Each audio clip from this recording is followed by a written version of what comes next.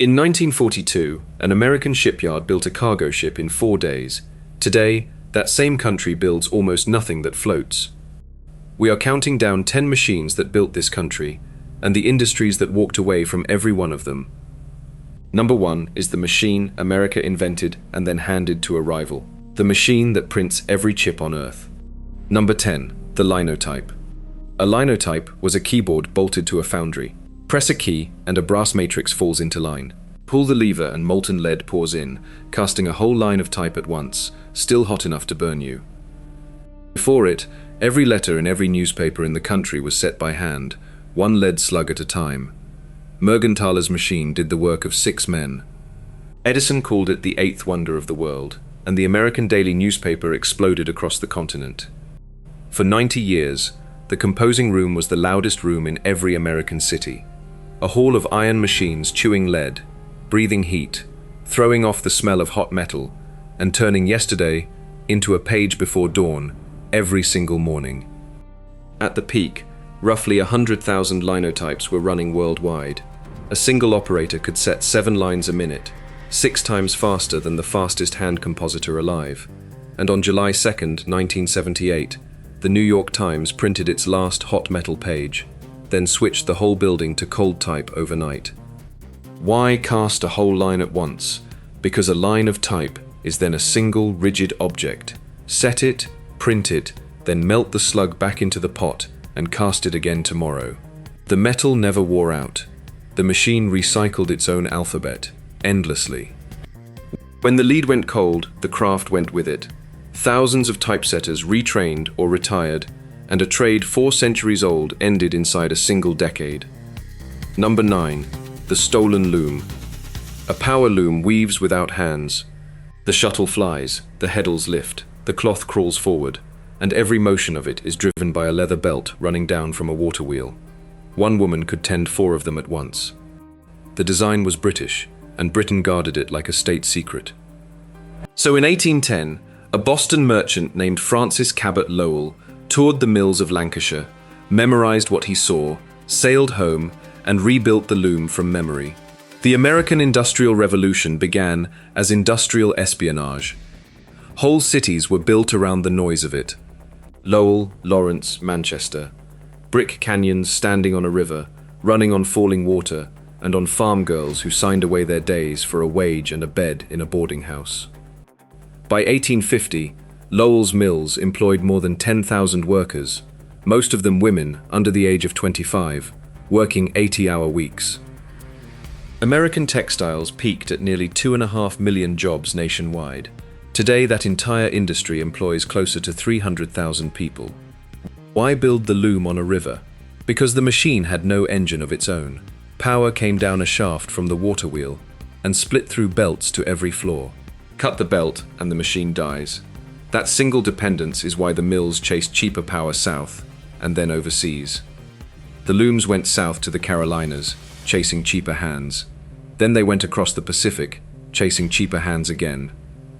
And the brick canyons of New England went quiet, one shuttered window at a time. Number 8. The Singer. It is a lock-stitch machine, a needle above, a shuttle below, 2 threads knotting together inside the fabric itself, cast iron, gold decals, a treadle underfoot. It was the first complex machine most American families ever owned, though the machine at number 1 is still the most complex object humans have ever built. Isaac Singer did not invent the sewing machine. He made it sellable, with installment plans, trade-ins, showrooms, and a demonstrator working in the window. Singer became the first American company to sell more abroad than at home, and its works in Elizabeth, New Jersey ran for 109 years. Clothing stopped being made at home and started being made in rooms full of machines. First here, in New England and New York, and then, inevitably, everywhere else where wages were lower. At its height, the Elizabeth plant employed around 10,000 people and shipped sewing machines to very nearly every country on Earth. In 1982, after 109 unbroken years of production, the doors closed for good, and the machines were sold for scrap value. Why the lock stitch? Because a chain stitch unravels the moment one loop breaks. The lock stitch traps the thread inside the fabric, so a seam survives 100 washes. Everything about the machine was designed to be repaired, decorated, and eventually handed down to a daughter. The tooling was auctioned off, the buildings came down, and the sewing moved to wherever the wages happened to be lowest that year. Number 7. Baldwin locomotives. A steam locomotive is a boiler on wheels. Fire, water, pressure, pistons. Baldwin built them by the tens of thousands.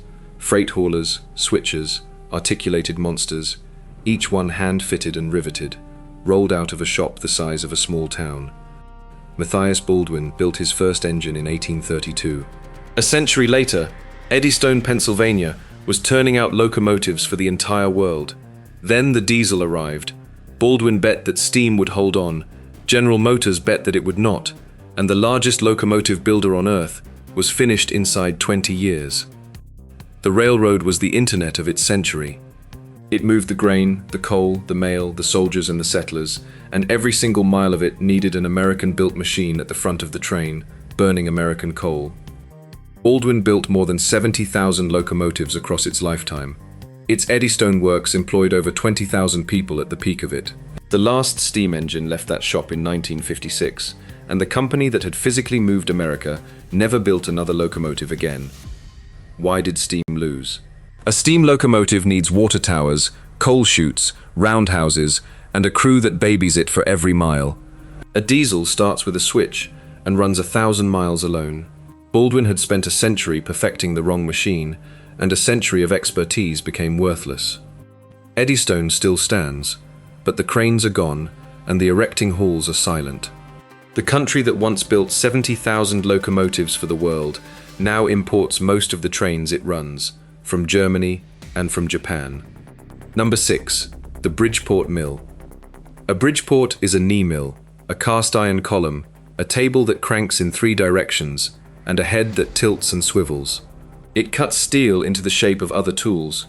Every single machine in this video was made by a machine like this one. In 1938, 2 Swedish immigrants in Bridgeport, Connecticut, bolted a tilting head onto a milling machine and quietly changed manufacturing. Around 370,000 were built. It was the first machine an apprentice learned on, and America was the world's largest machine tool producer for the next 40 years. Walk into any old American machine shop and one of them is still standing there in the corner. Green paint worn through to bare metal, handles polished by 50 years of hands, oil pooled in the table slots. Roughly 370,000 knee mills were built over the decades. In 1982, Japan passed the United States to become the largest machine tool producer on Earth. The American share of world machine tool output has since fallen below 5% of the total. Why does a machine tool matter more than the thing it makes? Because tools reproduce.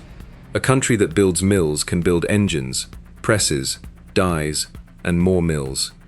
Lose the tool industry and you keep the factory, but you rent the ability to change it. You can only build what someone else's machine allows. The Bridgeport name was sold in 2004 and production moved offshore. The green machines became second-hand goods, bought at auction by small shops that could not afford new. Number 5. Bethlehem Steel. A wide flange beam is an H of solid steel, rolled in a single piece. Before it, tall buildings were riveted lattices. Bethlehem's grey mill squeezed a glowing billet through rollers until it emerged as a column strong enough to hold up a skyscraper. And number 4 outbuilt every shipyard on Earth in less than 4 years. Bethlehem, Pennsylvania licensed Henry Gray's rolling mill and began producing the beam in 1908. It went into the Chrysler Building, into Rockefeller Center, into Madison Square Garden and the Golden Gate Bridge. If you have ever seen an American skyline, you have seen the output of this one mill. Steel is not only a material, it is a decision about what a country is able to build and how quickly it is able to build it. At its wartime peak, Bethlehem Steel employed nearly 300,000 people across its plants. In 1945, America poured well over half of all the steel on Earth. Today it pours about 4% of it, and the blast furnaces at Bethlehem itself went cold in 1990. Why roll a beam in one piece? Because every rivet is both a weak point and a wage. A single rolled section is stronger, faster to erect, and cheaper per floor. The Gray Mill did not just make steel, it made height affordable. and the American city took its shape from that. The furnaces are a museum now. A casino sits at the foot of the stacks, lit up in the dark exactly where the fire used to be. Number 4. The Liberty Yards. A Liberty ship was deliberately crude, a slow, ugly, welded box that could carry 10,000 tons of anything. Elegance was never the point. The point was that a shipyard, staffed by people who had never built a ship, could weld one together out of prefabricated sections. Henry Kaiser had built dams and roads. He had never built a ship in his life, so he treated the hull like a building site. Sections stamped out inland, trucked in, craned into place, and welded instead of riveted. Between 1941 and 45, American yards launched 2,710 of them. Women who had never held a torch in their lives became welders in a matter of weeks. The yards ran 3 shifts a day, 7 days a week, under floodlights, and a finished ship slid into the water somewhere in America almost every single day. 2,710 ships in 4 years. One of them, the Robert E. Peary, went from a bare keel to a launched hull in 4 days and 15 hours, as a deliberate demonstration of what the yards could do.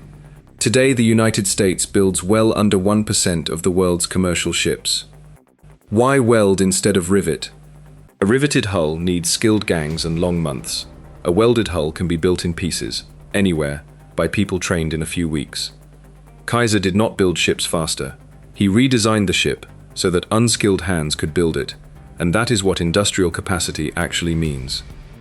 The slipways were dismantled almost before the men came home. The country that once launched a ship a day now waits years for a single hull.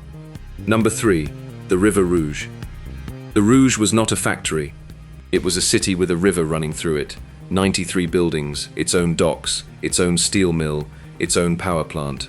Iron ore went in at one end, a finished automobile drove out of the other. Ford finished it in 1928, and it made everything: glass, steel, tires, engines, bodies. 100,000 people worked inside the fence. Ford did not trust suppliers, so he simply bought the mines, the ore ships, the railroad and the forest. Vertical integration inside 1 square mile. Detroit was called the arsenal of democracy, and the Rouge was the heart of it, burning day and night down on the water. 100,000 workers at the peak, spread across 93 buildings and a full square mile of ground, with 100 miles of railroad inside the fence. Today, about 6,000 people work at the Rouge, and they build one single thing there: pickup trucks. Why own everything? Because a supply chain is really just a set of people who are able to say no, and Ford's answer was to make refusal impossible. It worked, until it did not. Owning everything meant changing nothing quickly, and the Rouge's rigidity was exactly what Japan later beat with flexibility. Most of the Rouge is gone now. What survives of it builds a single model of truck, and the rest of the chain, the steel, the glass, the electronics, the batteries, lives on other continents entirely. Number 2. Hawthorne Works. Hawthorne made the telephone system itself, handsets, switchboards, relays, cable, the entire nervous system of a country. A walled works in Cicero, Illinois, with its own power plant, fire brigade, hospital, and railroad. And number 1 is the machine America invented and then simply handed away. Because AT&T was a monopoly, it did not buy telephones. It made them at Hawthorne, and it made them to last for 30 years. The famous productivity experiments of the 1920s happened on this floor. Then the monopoly was broken up, and the reason to own a factory disappeared with it. A telephone was not a thing you bought. It was a thing you rented, month after month, and it was built like a hand grenade because the company had to fix it for free. 45,000 people worked inside Hawthorne at its height, in a walled works with its own hospital and its own railroad. It closed in 1983, just as the Bell system was being broken apart. Today, essentially no telephones at all are manufactured in the United States. Why did a monopoly build the best hardware in the world? Because it owned the network for life, so every repair came out of its own pocket. Reliability was simply the cheapest strategy available. Break the monopoly and the incentive inverts. The phone becomes disposable, and the factory becomes a liability. The works were demolished in the 1990s. A shopping mall stands on the ground now, with a parking lot where the rail spurs ran. Number 1. The wafer stepper. A wafer stepper is a camera that prints circuits. It projects a mask through a lens onto a silicon wafer, steps a fraction of a millimeter sideways, and prints again, thousands of times, to accuracies finer than a virus. Nothing electronic that you own exists without one. In 1978, a Massachusetts company called GCA shipped the world's first commercial wafer stepper. For a few years, America owned lithography outright. Then Nikon and Canon copied the design, serviced it better, and took the market. GCA was liquidated, and the technology now belongs to one Dutch company. Every phone, every car, every missile, every satellite, and every server on this planet is printed into existence by a machine like that one. Almost none of them are American. GCA once held most of the world's stepper market outright. Today, a single Dutch company builds every extreme ultraviolet machine on Earth, at roughly $200 million each, with a waiting list of years. And the American share of global chip production has fallen from 37% to about 10%. Why is this the hardest machine ever built? It fires a laser at falling tin droplets 50,000 times a second, making a light that no glass can focus. So it bounces that light off mirrors so smooth that, blown up to the size of Germany, the tallest bump would be a millimeter. The machines that built America were never stolen from us. They were sold, one plant at a time, one quarter at a time, to whoever promised a better margin. Each decision was rational. The sum of them was a country that forgot how to make things. Every machine on this list was once the best in the world, and every one of them went the same way. Quietly, profitably, permanently. Nobody stole them. We sold them. Next, the factories America is now trying to build back from nothing.